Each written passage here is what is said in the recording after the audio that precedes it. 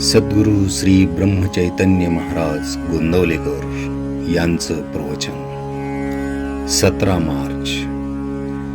काळजी आपल्याला भगवंतापासून दूर करते. सत्वगुणात भगवंत असतो, तेव्हा त्या मार्गाने आपण जावे. भगवंत आपल्यात यायला सर्व कर्मे चांगल्या प्रकारे केली तरी ती भगवंतार्पण बुद्धीने करावी. व्यवहार सोडू नये.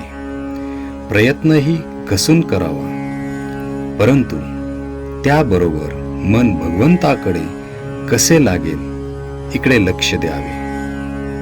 आपण प्रपंचाची जितकी काळजी घेतो तितकी जरी देवाची घेतली तरी खूप होईल.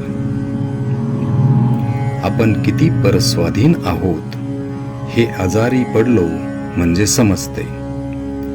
तेव्हा आपल्या हातात किती सत्ता आहे हे ओळखून राहावे.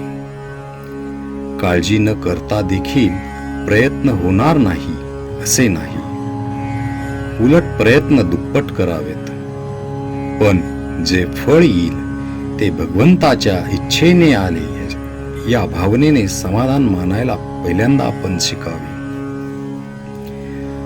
आपण स्वतःबद्दल काळजी करतो याचे कारण असे की आपण आपल्यापेक्षा जास्त दुःखी असलेल्या माणसाकडे पाहत नाही. एक म्हणतो की मला लोकांच्या देण्याची काळजी आहे, दुसरा म्हणतो की मला लोकांकडून माझे येण्याची काळजी आहे, तर तिसरा म्हणतो की मला माझ्या मुलाबाळांची काळजी आहे. पण काळजीच्या या सर्व घोटाळ्यामध्ये आपली स्वतःची काळजी कुणालाच नाही. मागल्या आठवणींनी आणि उद्याच्या भीतीने आपण काळजी करीत बसतो. ही काळजी आपल्याला भगवंतापासून दूर करते. उद्याच्या काळजीने आजची भाकरी आपल्याला गोड लागत नाही. याला काय करावे?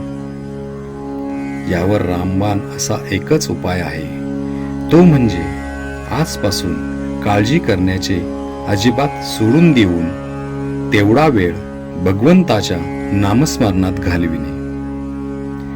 एका माणसाने माझ्यापाशी तक्रार केली की काय करावे, हा माझा मुलगा कशाचीच काळजी करीत नाही, नुसता हसत खेळत दिवस घालवितो. पुढे याचे कसे व्हायचे? मी म्हटले, तुमचे म्हणणे वरवर खरे दिसते, पण वास्तविक पाहता ते खरे नाही. तुम्ही आजपर्यंत इतकी काळजी करून काय मिळविले? शारीरिक आणि मानसिक त्रास भोगला आणि भगवंताला विसरला, इतकेच ना? मग तेच तुमच्या मुलाला का शिकविता? त्याने आपले कर्तव्य जरूर करावे आणि आनंदात राहावे, पण काळजी करू नये असेच मी त्याला सांगेन. तुम्ही प्रपंचाची काळजी करता तोपर्यंत देवाची सेवा करता असे कसे म्हणावे? असेल तर असू दे आणि नसले तर नसू दे, अशा मनाच्या अवस्थेत जो राहील त्यालाच काळजी सुटेल. ज्याने भगवंत आपलासा करून घेतला त्याला काळजी नाही. श्रीराम जय राम, जय जय राम.